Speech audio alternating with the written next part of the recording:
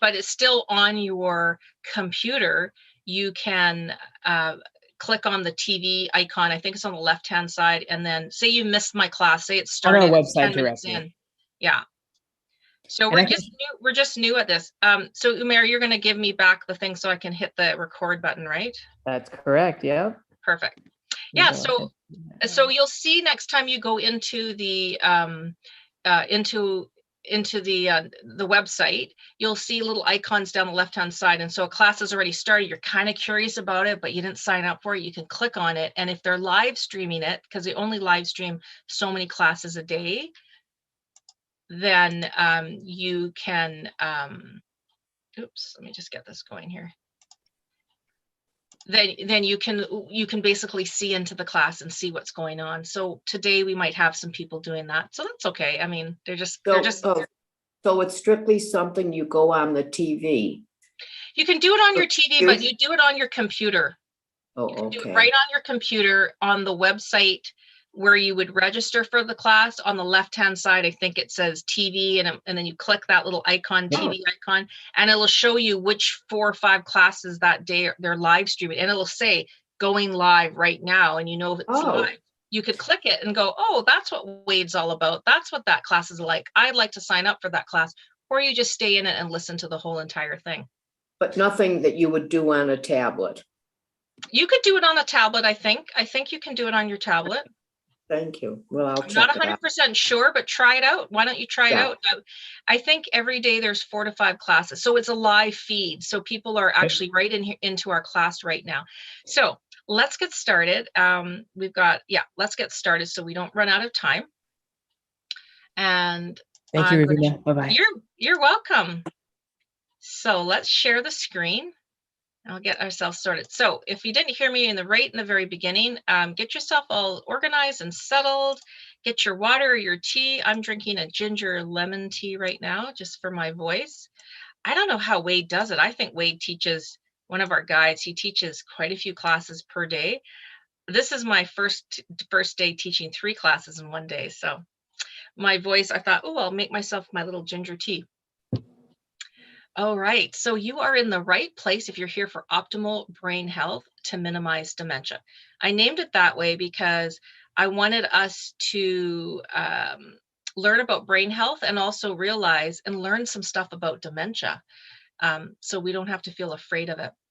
So if you're coming into the class right now, I would love it if you could put your camera on, even just for a couple minutes. Don't be shy, just so I can see your face and say hello. And then you can turn it off if you want to later, but it's nice to see some people in the room. Nice to see you again, Mary. And you brought your friend with your partner with you, did you? Yeah, I brought my other half with me. All right, he's gonna learn a little bit about brain health today. That's awesome. Right. Okay, nice to see you again, Susie. I recognize a lot of you. All right, so today's brain health. My name is Ravina, and I'm from Victoria, BC in Canada. So I'm the furthest west you can go in Canada, just north of Seattle. So if you're in the States and you know where Seattle is, you just keep driving north on the I-5, I think it is, and then you'll hit the border and you'll end up in Canada. So that's where I am. It's about a 2-hour drive for us to get to Seattle. So I've been involved with health and wellness for many, many, many years. I did my nursing degree back like 30 plus years ago. Then I studied functional nutrition because I found when I was in nursing, I'd see all the heartbreak of being sick or injured or people being sick with diseases and being in the hospital. And it was so sad. And I don't know, I just thought there has to be a better way. Can we prevent ourselves from ending up in the hospital? And that's how I ended up going into studying more about prevention and studying nutrition because of that. But I've been involved, I've been a nurse for many years, but I'm retired now, and I love teaching and mentoring those that have health issues or those who just want to improve their health generally. So that's enough about me. So we are here to learn from each other. We are a training organization, so we are educators. And we learn from each other. I learned so much from you, all you learners. That's why I like teaching this class. I do this optimal brain health class probably once a week, sometimes twice a week. And I love to hear your stories. We just try to keep the stories a little short so we can stay on track with time, but we do want engagement. I love to see your smiling faces. I love when people, Mary hint, bring their partners who are just not usually very thrilled. But, you know, over time, I've noticed that there's more and more coming. So, and so that's nice. The last thing I want to mention, or I did mention a couple things, sorry. This is recorded. This recording is recorded. So if you'd like a copy of it, you can get it at the end of the session. It takes a couple days, I think, but you can get the recording. help@getsetup.io is the email. It's up on the screen right now. And if you are joining live stream, I can't tell that you've joined, but I'm happy to have you here. Thank you for being here, for live streaming in and checking out our class. And I'd love you to sign up for a class in future so that we can have so you can participate more. We also don't get any kickbacks or get paid for anything I might mention in this class. So I sometimes mention things like, I don't know, maybe products or services. And that's just my personal view on something that I'm sharing with you because it's something that's worked well for me. So today's objectives, exciting. We are going to learn the difference between dementia and Alzheimer's disease. Have we not heard about these two things? And we hear it a lot. Lately, we hear a lot about Alzheimer's and dementia. We're going to understand the risk factors for dementia. Now, and we're going to understand really what is a risk factor. So we're going to learn what's in our control. So things that we can change. We don't really care that much about the things we can't change. You know how they say, don't worry about the things you can't change. Just look at the things you can change. And then we're going to learn some optimal brain health food, which is always good when I get to talk about food, as you get to know me, and body practices to fuel, train, and exercise our brains. All right. I'm going to start off by asking you guys a question. Does anybody know how many different types of dementia there are out there? How many dementias are there out there? A lot. Mm-hmm. That's right, Priscilla. There's a lot. There is a lot. Or sorry, it might not have been Priscilla that answered. It might have been Priscilla that answered. Yes. Because I can't see your face, so I think when I saw it light up. Right. Anybody else want to give me a guess how many dementias we have? I don't have a Seven. number. 7. 7. Yeah, that's a good guess. Unless you've been in this class and you already know the answer, don't shout it out.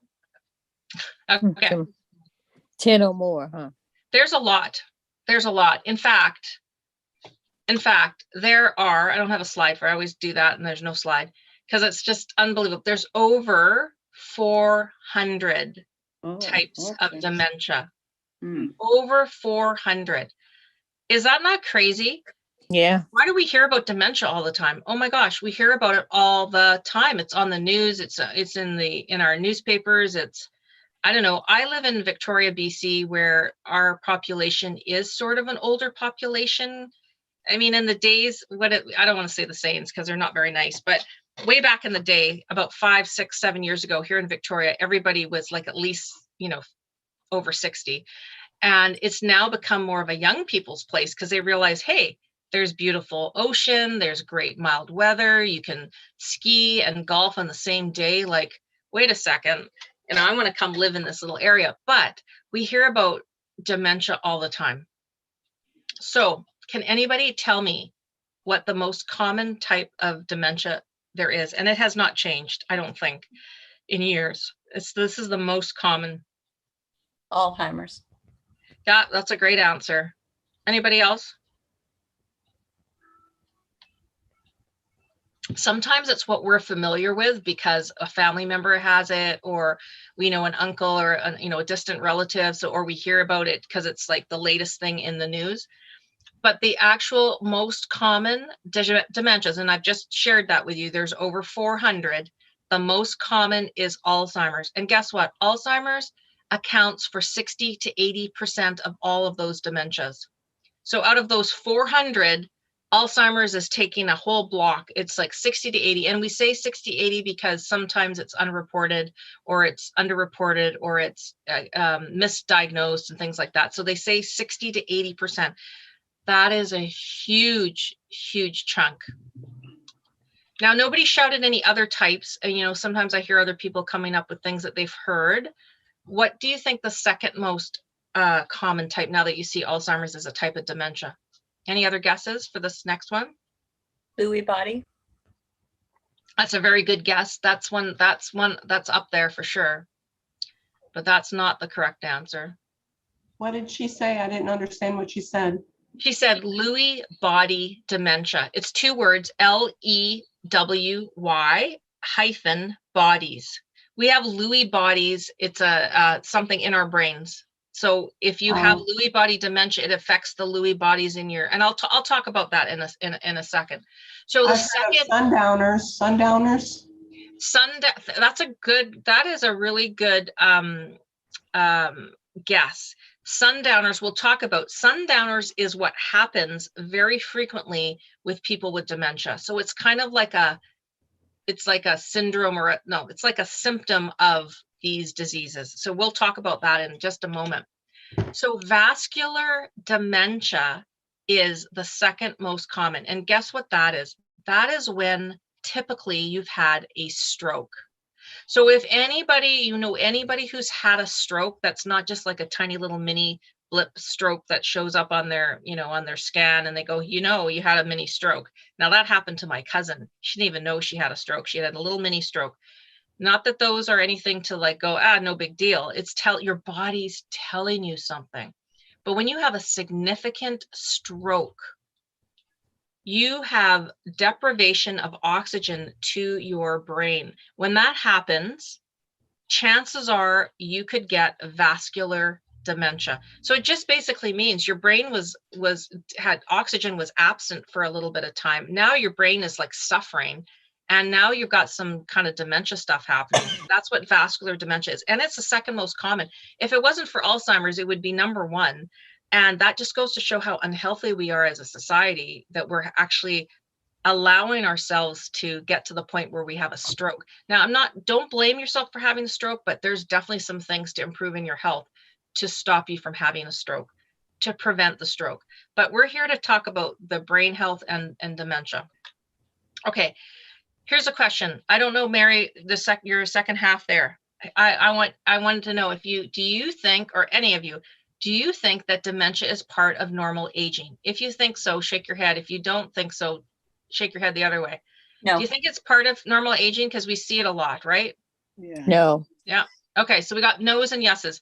Yeah. And, I was confused about this. I thought, well, you hear about it all the time, at some point you're going to get to a certain age and you're going to kind of like that word they used to use in the old days, go senile, she's a little senile, or she's a little this, or he's a little that.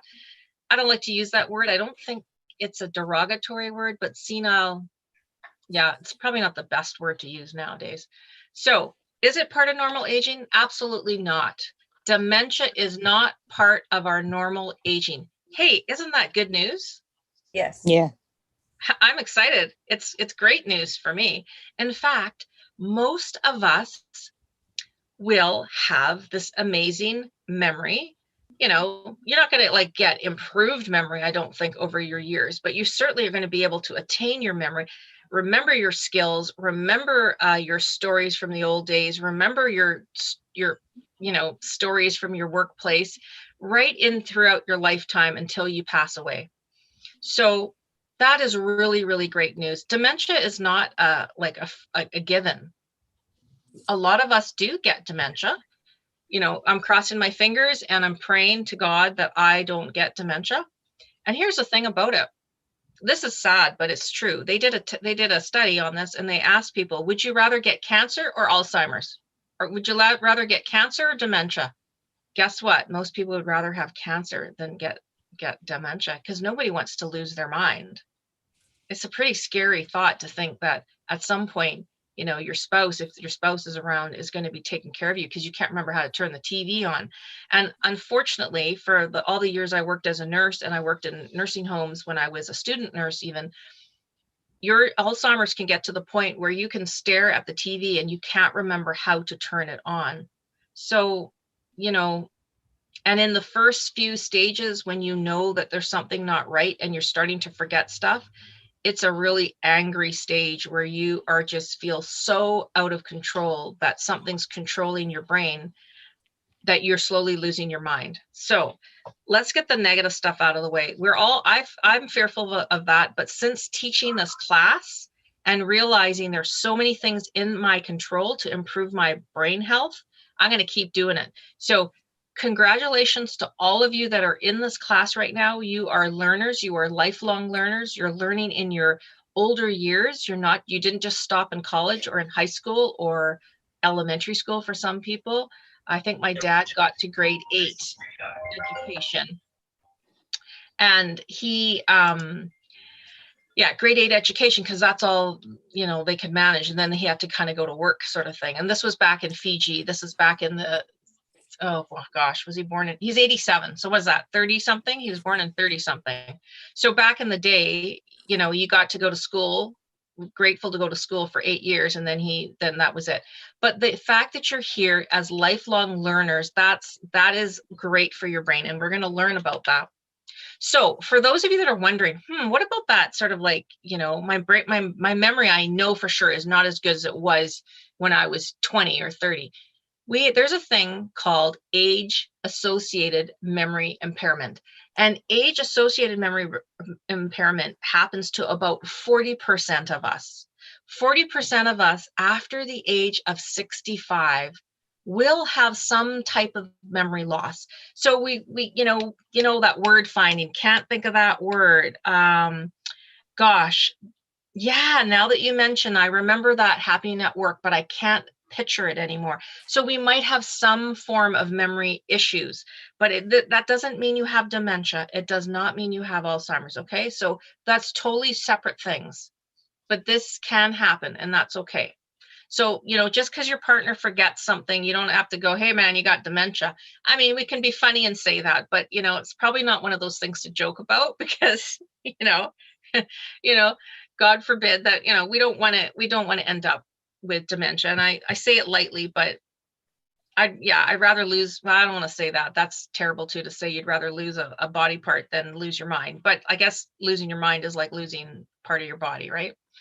So here is a question I get asked a lot, many, many times in this class, before the class, after the class, whatever. If I have Alzheimer's in my family, somebody in my family, does that mean I'm going to get it? Why do we think this? First of all, we think this because we hear about this in the news. We hear about this in stories. We see it in families and go, oh my gosh, they all have Alzheimer's, or they're all going to get Alzheimer's. But the simple answer to this, if you have a family member with Alzheimer's, the simple answer is no. It does not mean you're going to get Alzheimer's, okay? Good news. Alzheimer's is what we call sporadic. Have you heard that word before related to Alzheimer's?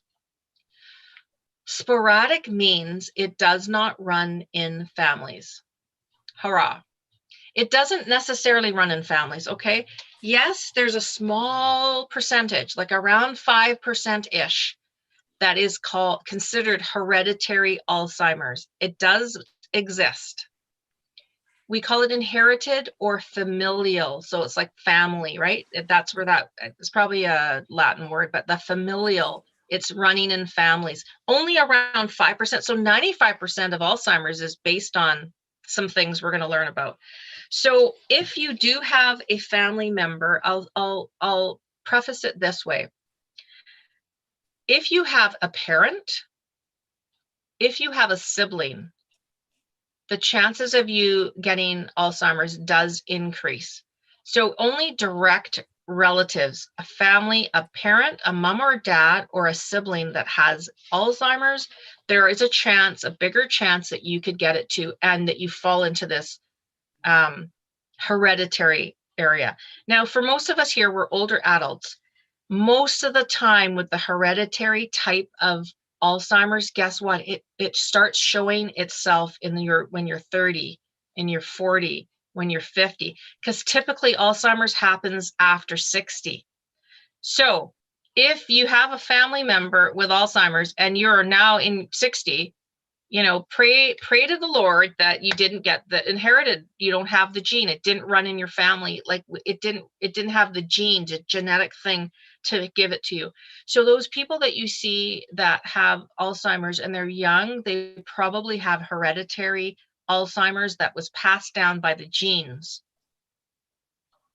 So I wanted you guys to understand that. So sporadic Alzheimer's, which is the majority of Alzheimer's, where is that from? It's due to a complex combination of three things: your genes, your environment, and your lifestyle.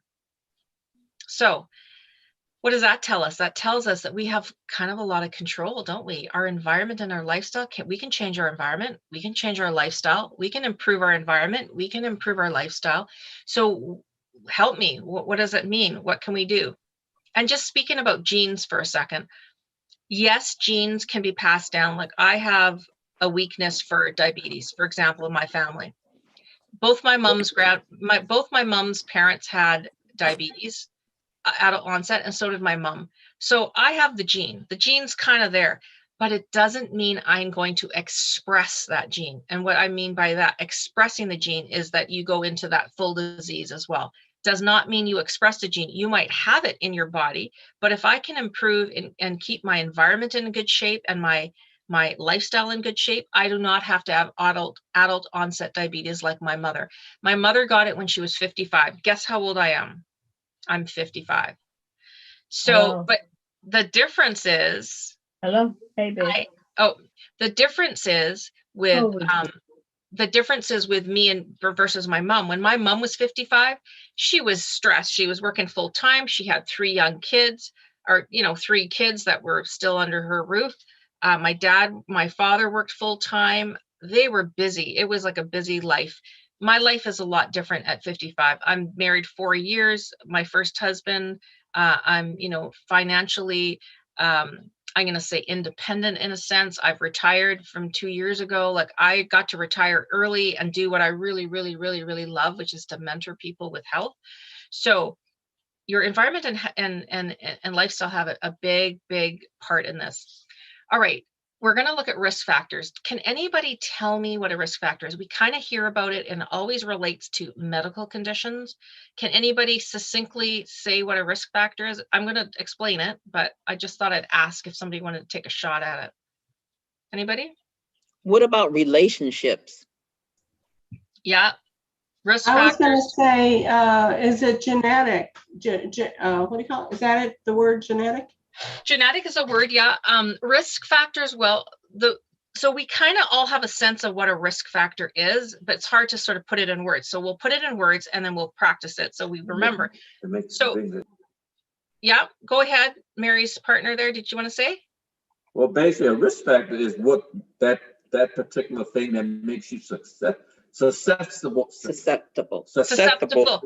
Absolutely. I love those words: susceptible, probable, likelihood. Think of those words. Whenever you hear about risk factors, you know somebody's talking about a medical condition, because that's where the term came from. So risk factors are characteristics of, guess what? Same 3 things again: your lifestyle, your environment, your genetic background, that increase your likelihood of getting that disease. That's what a risk factor is. It increases your likelihood. It increases your susceptibility. It increases your probability. All right. So now that we're clear, and I like to teach like this, not because I think you're great, 5-year-olds or anything, but like if somebody were to ask me, on the street, how they come and do like, random thing, I would be shy and I would lose my words and I wouldn't be able to think. I know what a risk factor is, but can I succinctly state it? No. So that's why I wanted to go through that so we understand what a risk factor is. All right. I'm going to talk to you about 13, actually. I should actually change the slide. There's actually 13 risk factors that I want to talk about. The 2 that are out of our control, real quick, are age. We're all aging. Even the richest man, Bill Gates, whoever's still alive, let me think here. Yeah, he's still alive. The richest people in the world, they still age. They can't stop their aging. Maybe they found a secret magic pill and they haven't told us about it, but The fact is no matter what, it's out of our control. Every year I'm going to turn in another year older. Same with you. And our genetics, for the most part, we cannot change our genetics. Yes, they're tampering with all sorts of things and doing research, and there's young people or older people that are changing their gender. You know, they're screwing around a little bit with genetics, but you know what? That's another whole topic. But basically, those two are the things that are out of our control. So what is in our control? How can I reduce my chance of getting dementia? I want to know before I hit 65.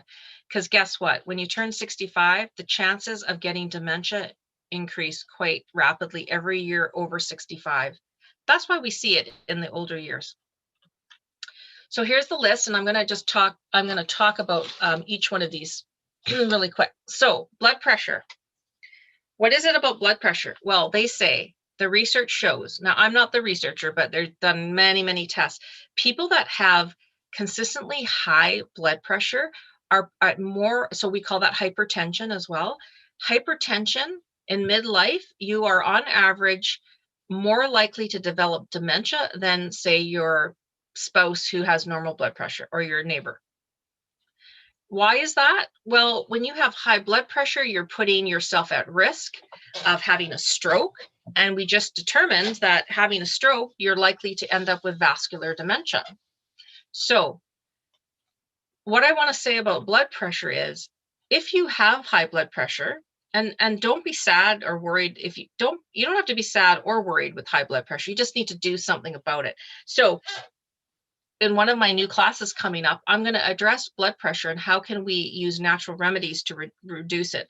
I would suggest, if you have high blood pressure, that you do seek the help of your doctor, possibly to go on medication, because what you want to do is get your blood pressure back into the norm. So you're not putting that pressure on your brain, on your heart, on your body. When you do that, you can tick a green tick next to blood pressure that you have taken care of that risk factor. So now it is no longer a risk factor for you. But if you're going to be one of those women or men, especially men who don't like to go to the doctors or don't tend to go to the doctors as much as us women do, you are just putting yourself at higher risk of a stroke, of dementia, of heart problems, a heart attack, any of those things. So if you have blood pressure, get it under check. That's an easy risk factor to get under. And you can start with medication if your doctor feels you need medication, and then start doing some of these lifestyle and environment things. And then guess what? You probably will have to reduce your medications. The next one is smoking. Sabina, could I ask a question? Sure, Susie. Is there anything you can do about blood pressure without taking medications? Absolutely. There's lots of things you can do. And I'm going to talk about it in my natural remedies class that's coming in the next week or so. But yes, there's lots of natural things to do for any one of these things that we're going to talk about. You'll tell us when that class is? Yep. I can tell you this because people want to know when my other classes are. I only teach on Thursdays and Fridays and on Saturday mornings. Okay, so if you're ever looking for any of my classes on health and wellness, it'll be Thursday or Friday and Saturday. And I know Get Set Up is working on being able to do a search by instructor. Yeah, that would be nice. I don't think they have that now, but many people keep asking me. But this is a brand new class. I just finished writing it on the weekend, so it's coming out in a couple of weeks.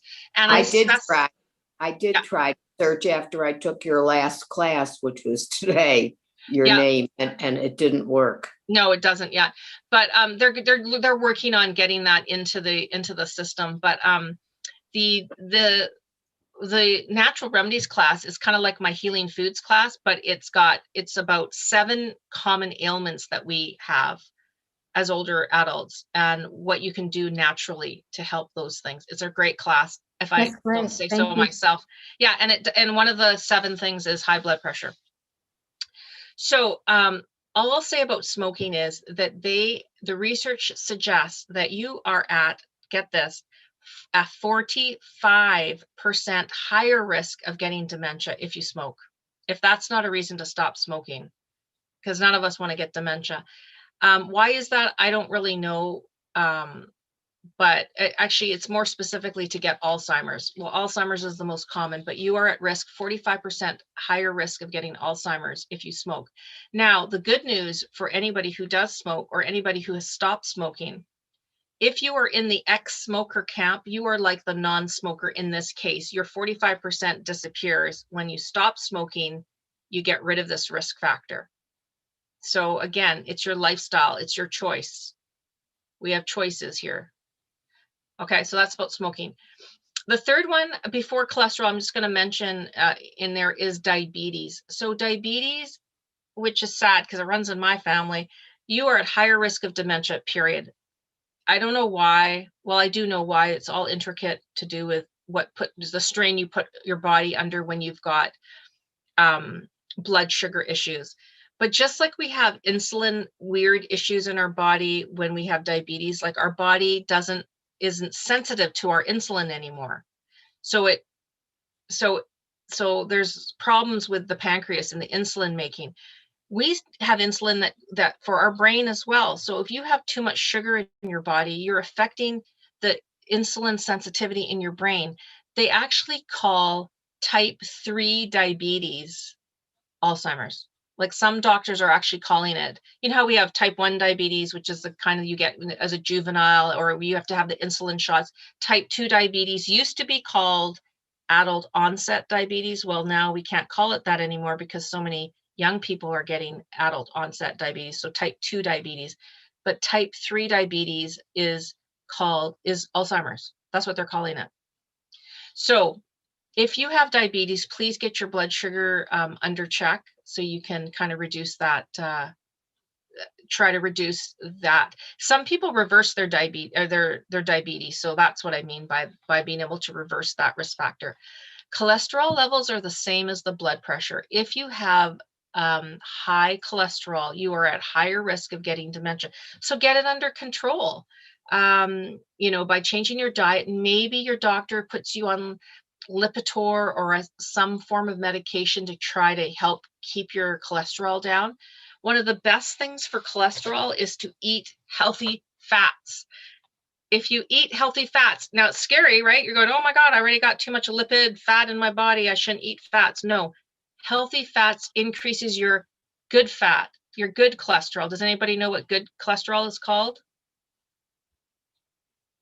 No? HDL. Yes, HDL is our good cholesterol. LDL is our bad cholesterol. So when that ratio is out of whack, you don't have good cholesterol. And like, we need cholesterol in our bodies. First of all, let's just say there's healthy cholesterol. So when you increase your HDL, that ratio changes and it'll show up on your blood work. Oh, you're doing good. You're doing great. So again, it can be managed. So think about that. Obesity. So we always hear about people concerned about high cholesterol. What about low cholesterol? It's not good either. From a what nutritional standpoint, low cholesterol is not good. Do you know that most people with low cholesterol are depressed? It kind of causes depression. What would be considered a low cholesterol number? Well, I'm not a medical doctor, and I'm not here even representing myself as a nurse either, but your blood work, all your blood work, or even if you Google it in your area, what is considered low cholesterol, you'll see what the average is. And we even use different ratings than you guys do in the States. Like some of the stuff is different, like even the way we do our A1C and stuff, or blood work is different. Okay. So I can't really answer that, but you could even ask your doctor's office. They'll tell you what the range is. If you're too low, if your medication's too high or your cholesterol is too low, and you'll have dry skin, you won't have lubrication in your joints. It's not a good feeling to have low cholesterol. Believe me, we need it in our bodies. So in order to work on reducing the cholesterol levels, we have to increase the HDL. Well, that's one way, is to increase your good cholesterol, and it outweighs the bad cholesterol. But other ways is just to cut out some really nasty foods, like all those trans fats, all the bad fats. That's what adds to the LDL, and your triglycerides, which is another whole thing. But you want to improve on those things. Okay. So obesity and lack of exercise, that kind of goes hand in hand, because typically if you're obese, you're not really moving your body very much. Your body's crying out to be moved, and you're not moving because you're in pain. Sometimes when you're overweight, you got sore knees, you got sore joints, you're embarrassed, you don't want to go outside and jog in front of anybody. It just becomes this vicious cycle. But it's all about movement, is getting your body moving.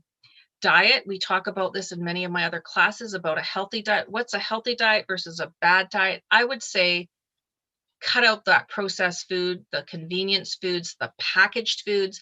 If it's in the middle aisles of your grocery store, I'm going to say buy it, don't buy it, or buy it very minimally. If it can sit on a shelf for 5 years, is that really food? Think of it that way. If it's so processed and packaged to last on the shelf for months and months, do you really want that in your body? Something to think about. Alcohol. What I'll say about alcohol, and I mentioned this a number of times, I'm not against alcohol. I myself don't drink that much, only because my husband doesn't drink very much. So, you know, if I had a husband that drank a little bit more, maybe we would drink wine with dinner every night or sometimes, but we don't. We only drink when we're social, and that seems to be kind of like in the summertime or when we see people. And lately we've seen nobody. So nobody. We haven't had a single person to our house in a whole year. Like, they have not stepped foot in our apartment. Even my mother-in-law and father-in-law that are visiting in Victoria right now, we've only met them out on the street or in a restaurant. They have not been in our homes because of COVID. But where was I going with this? Okay, alcohol.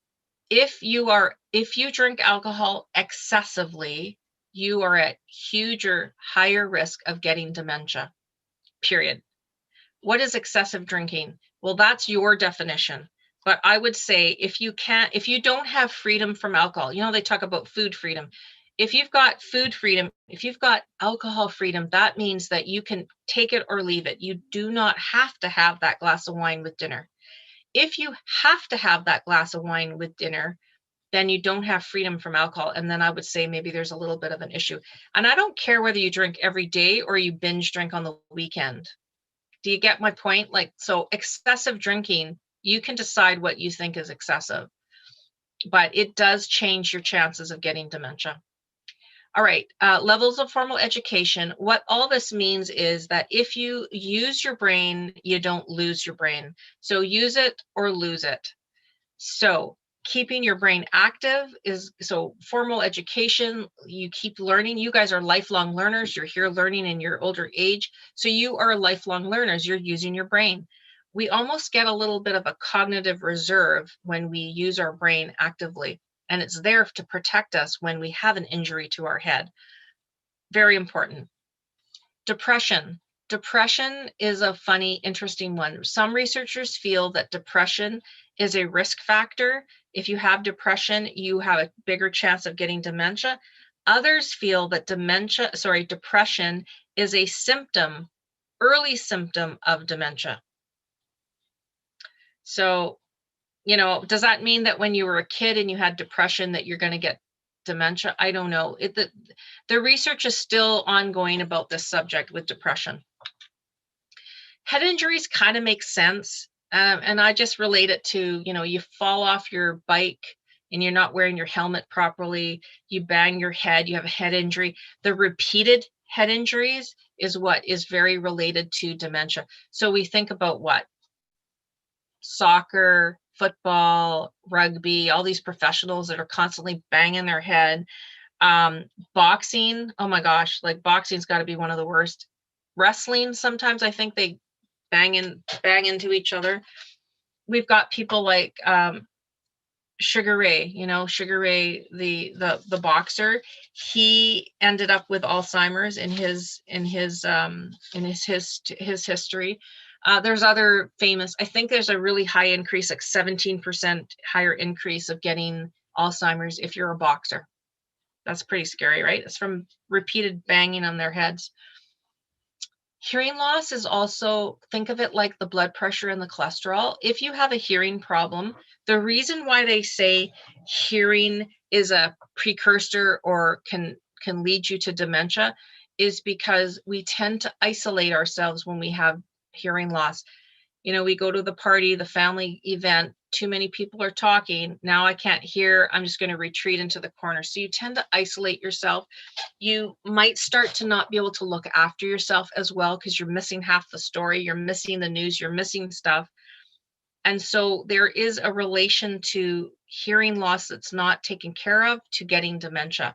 So if you do have any hearing issues, I would recommend that you take care of it. These days, the little hearing aids are so teeny tiny, you can't even see it. They're not like those gigantic big pink things that used to sit in our ears.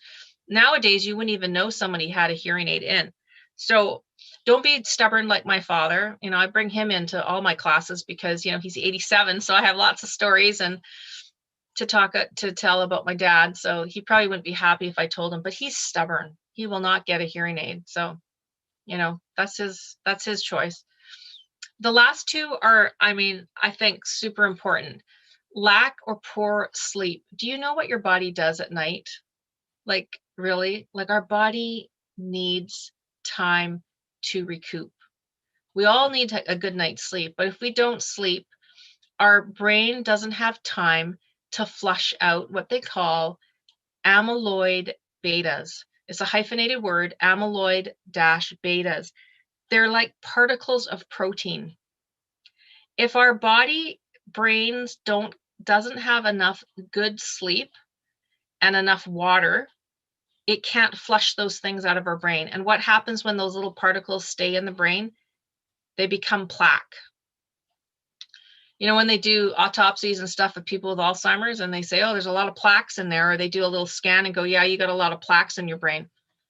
It's from these like particles, these amyloid betas, and they damage our neurons in our brains. So if you don't give your body enough rest and that deep sleep, I'm talking REM sleep, deep sleep. If you just are a light sleeper, you got to figure out a way to get deep sleep. You might have to put shades on your windows. You might need to cool your room down more because cooling your room can help you sleep. You've got to turn all your electronics off, maybe by 8 o'clock at night, so you have technology-free bedrooms. Wouldn't that be nice? What else? I can't talk enough about how important it is to have your brain do its normal flushing that it needs to do. Because otherwise, what do you get? Accumulation. If you get accumulation, all of a sudden you've got plaques in your brain.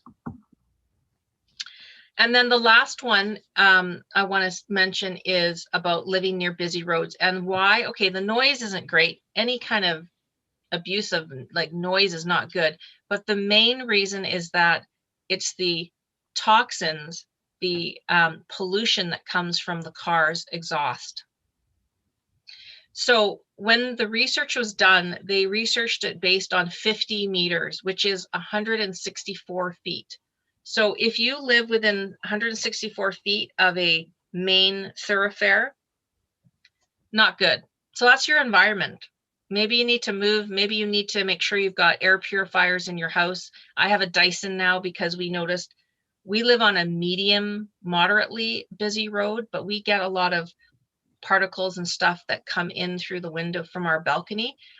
And I put the Dyson machine on auto, and the thing was revved up all the time in the living room. And that scared the crap out of us. Like we were like, oh my God, who knew we had all this pollution coming in through our window, through our balcony door?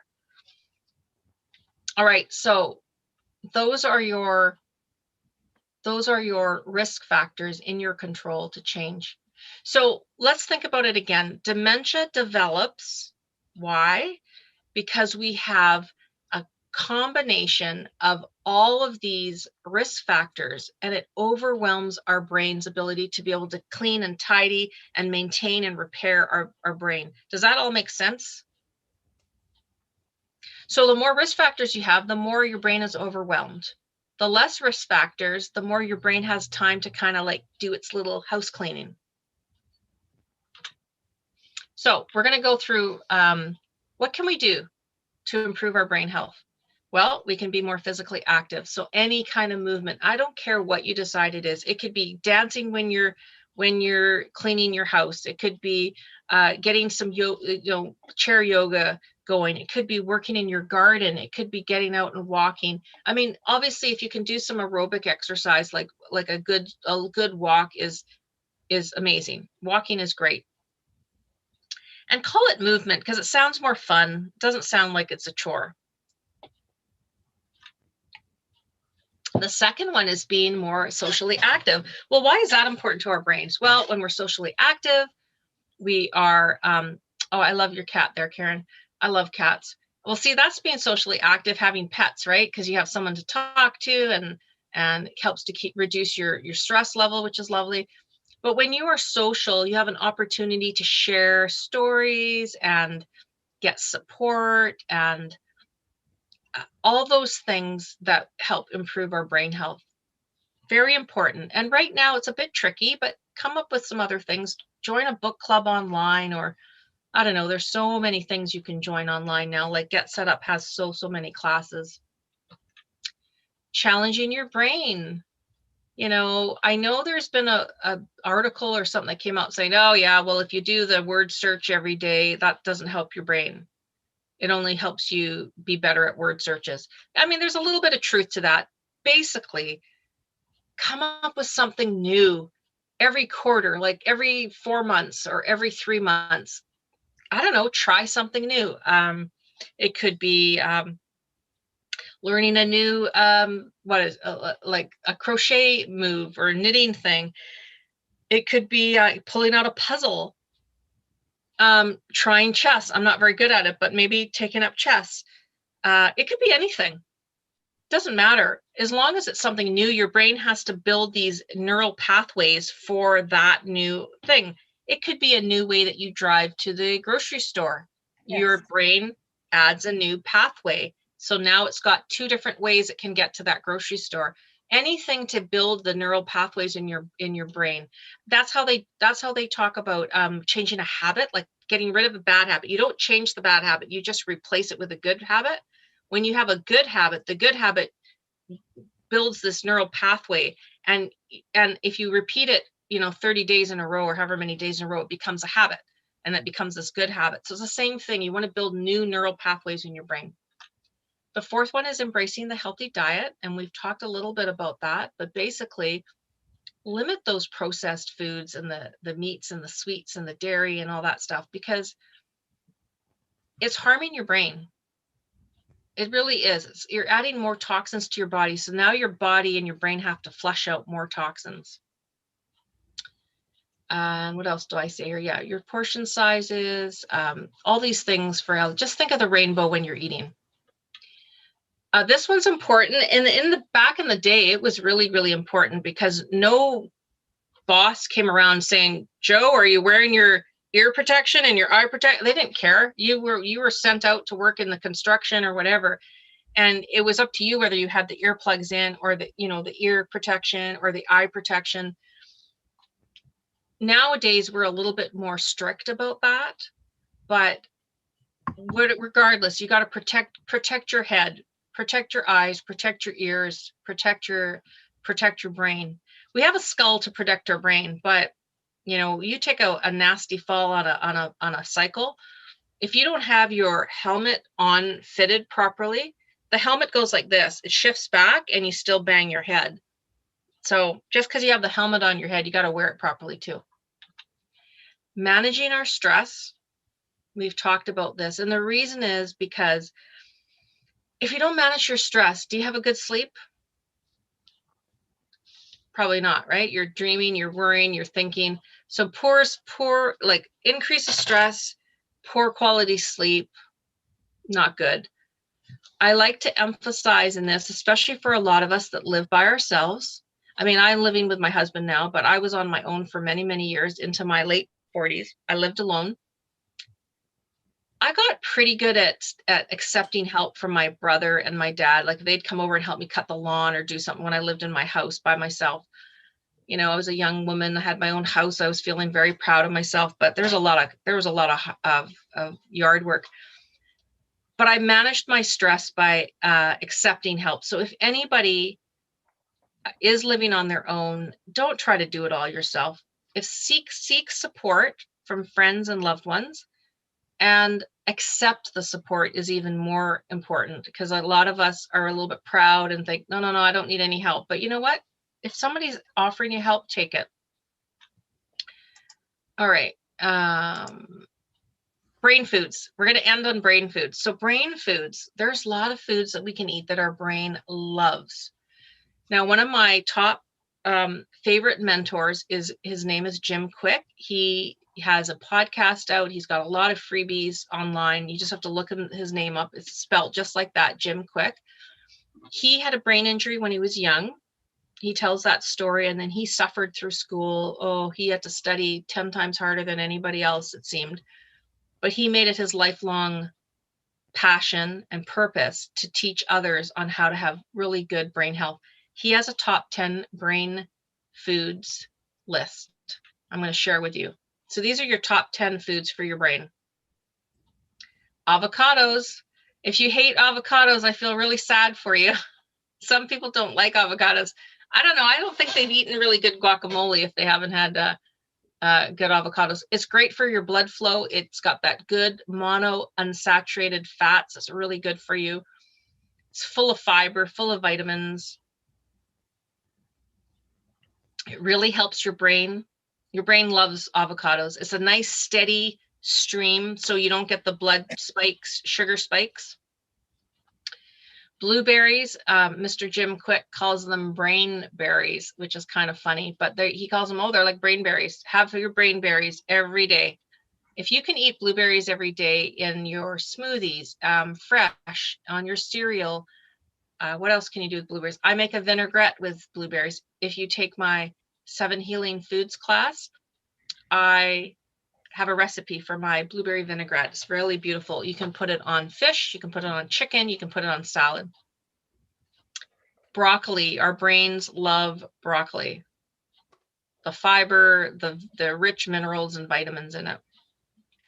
I'm hoping you guys like at least one of these foods, but I actually enjoy all 3 of them. Coconut oil. Who here cooks with coconut oil? Does anybody? No? We seem to be afraid of coconut oil, but actually coconut oil, our brains love coconut oil. It helps to do the fat burning. So if you're trying to lose a few pounds, cooking with coconut oil can help you shed fat, I should say. So it's just, it lights your brain, it ignites your fire, your brain. Your brain feels more active when you have coconut oil. Eggs is another one. Now, I say eggs with a slight warning. Some people are actually allergic or sensitive to eggs and causes inflammation in their body. So hopefully you're not one of them, but if you do, be careful with the eggs. But eggs has has something called choline in it, and that it helps you actually specifically with memory. Now, I didn't really know that when I was younger, but I used to always have an egg breakfast before I wrote an exam in school, because I just felt good after eating eggs. And I eat eggs. I could eat eggs every day. You know, how many should you have? It's whatever you feel comfortable eating. Yes, there's cholesterol in them. The yolk is what has the cholesterol. So you could have egg whites if you were worried about cholesterol. Green leafy vegetables are kind of underrated, but boy, these days you can get spinach that comes in cubes. It comes in a package, but they're in cubes. So you open the package, you take 1 cube, plop it into your smoothie, or if you're making a soup, you can just take that 1 cube of spinach, drop it into your soup when you're cooking your soup. Kale is amazing. Some people don't like kale, but if you make kale into chips, like you toast it on really low in the oven, the kale comes out crispy. You put a nice little bit of olive oil and salt on it. Oh, that whole cookie sheet of kale will be gone. Like even your kids will eat it because it's so delicious. And then we have salmon. So that salmon is the deep, rich fish with the omega-3 fatty acids in it. So any oily fish would be good. Salmon's like my number 1. What other oily fish we have? Sardines, mackerel, salmon. Those are all like rich in omega-3s, and our brain needs omega-3s. We do not produce it in our body, so you have to get it in your foods. Do you know where else you can get omega-3s? Flax seeds, Flaxseed, yeah. chia seeds, hemp seeds, nuts and nuts. Let's see, walnuts, Brussels sprouts, I think actually has a lot of omega-3s. I think for some reason, I don't know why, but they do. So the last 3 top 10 brain foods I want to share is turmeric, which is a spice. It's that yellow spice that you see in Indian cooking a lot. You can put a little tiny bit of turmeric powder in your smoothie, in your soups. I put it in dal, which is like a pea soup. I mentioned walnuts. Your brain loves walnuts. It's got high magnesium, which helps to improve your mood. And then just for fun, which is true, it's on Jim Quick's list, dark chocolate. So 70% or higher percentage on the chocolate bar, plain dark chocolate. You can have a flavor in it, I guess, too. Helps to improve your concentration, your focus, your mood, and it stimulates in the endorphins, but your brain loves it. Now, don't just pick chocolate and not anything else, because I mean, it is sometimes chocolate comes with the sweet, but for the most part, dark chocolate, if you buy just a bar and you feel like a little sweet, having a couple pieces after dinner, is okay. And I add number 11 because it's very important, but we forget about it, and it's our water. Our brain and our body is made up of 75% approximately of water. So if you don't have enough water and you're not hydrated, how do you expect your brain to do its flushing? It can't, because there's no water to flush out those protein particles. So that is our class today. I have a little bit of time to answer any questions. If anybody has anything that they want to ask. I have a question, and Sure. I wasn't concentrating. That's but okay. I'm not a spinach lover, but you said a spinach cube. Is that what you said? Yeah, I mean, What is it? so I was talking about the dark leafy vegetables. Sometimes we don't have a garden with all those things. Some people don't like kale because it can get to, I don't know, they don't like the middle part of the kale. Spinach is so easy to eat. You can buy, how they make the beautiful little baby spinach in those containers you can buy at the grocery store. That's awesome. But if you don't have space for that in your fridge, you can buy frozen spinach. In the olden days, the spinach used to come like it was about this size, it came in a pack that was like this thick. You'd have to unfreeze the whole entire thing. But nowadays, specifically, I saw it in Walmart the other day. I bought it from Walmart. It comes in like a package, just like it was going to be like frozen peas or something. You open it up and there's these little cubes inside. Really? They're all frozen separately. So you just pull the one cube out. That's wonderful to know. And so you don't waste. You don't know who makes it. There's a couple different brands, and just like you can get the cauliflower rice that we were talking about in the last class, you can get that frozen in packages now too. So it's just a good way, because spinach is so full of a lot of amazing things. You throw it in your soup or your smoothie, like you put it in your smoothie and you don't even realize it's there, and you're getting greens. Like, who wants greens in their smoothie? But it's kind of nice. So it's frozen and it's referred to as a spinach cube? Well, you just ask them in the grocery store and just say, do you have frozen spinach? And then they'll show you. So if you get the typical package, then you got to unfreeze that whole. It's almost impossible to cut a piece of it off. Right, you have to unfreeze the whole thing, and then you waste it, right? Because you don't use it all. Exactly. Yeah. So good to know. Any other questions from anybody? I have a question. Sure, Kathleen. You had these lists of like 12 things and 10 things. And so is that on the notes after class? I'm working on, you will get a handout on the factors, the risk factors. And I have 13 on my list because I mentioned 13. You'll get a handout on that. I have not put a handout together for the brain foods, but I'm going to create that handout. So if you would like that handout, just come back to this class in a couple weeks. I should try and do it over the weekend. And then you'll have a handout on the brain foods that you just mentioned, right? Yes. Yeah, and if you've missed anything, you can get the recording, or you can just come back and visit me in class again. All right. Okay. Quick question too. Hey, Ravina, When, I have not been able to get the recordings, even though I email Okay. at Get Set Up. And what, have you had a response back from them? No. But each class I've taken, they all say you can get it. Yes, well, because that's what we're told. And I think probably, I mean, not to give them an excuse, but they might just be a little bit behind because we've had a brand new website and brand new live streaming and a lot of stuff is happening right now. Just reach out again to help and just say, hi, this is Priscilla, whoever this is. And I requested recordings for this date, this date, this date. So you have to give them the date and the class name so they can find it. Mm-hmm. And just try and follow up with them. Okay. Sorry that that's happened though. Susie, did you have a question? Sure. Yeah, we were talking about omega-3s, and yes. I should know the answer to this, but I don't. Is when you do a normal blood test, is that normally something that is tested that shows up? No, not that I'm aware of. They can test your vitamin D levels. I don't think so. No, it's not. Rosemary knows. Okay, yeah, I have never seen that on blood work. Yeah. Okay. Thanks. The only one I know of is vitamin D. So the fat soluble vitamins stay in our bodies. So I think that when you get blood work, you can test that. Like the water soluble vitamins like vitamin B and stuff. That's why you have to keep eating those foods. It does not stay. You'll just pee it out. If you have too much vitamin something.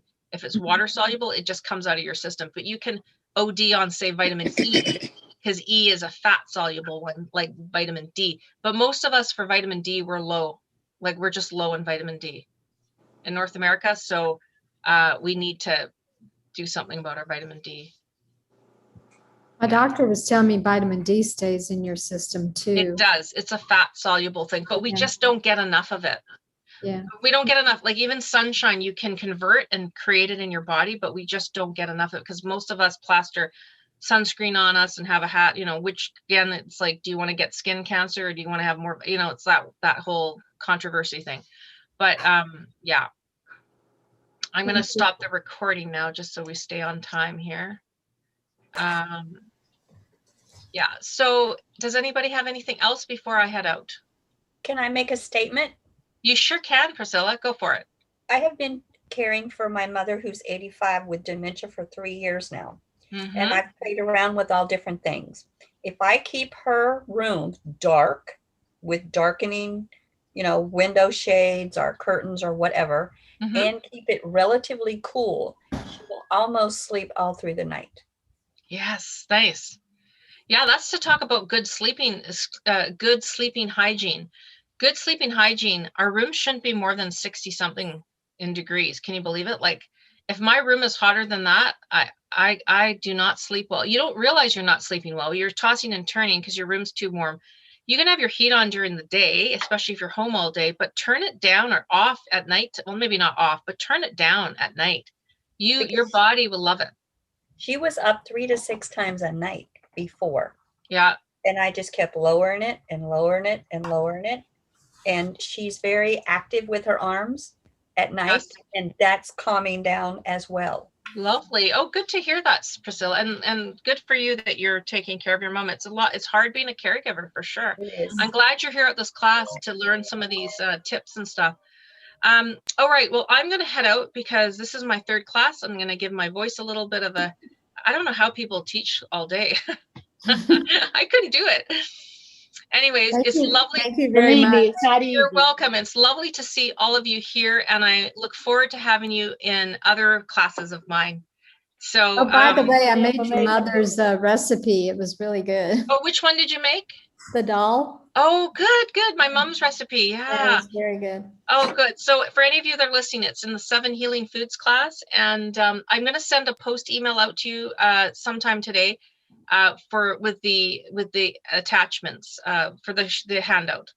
So take care, everybody. Thank Bye. you.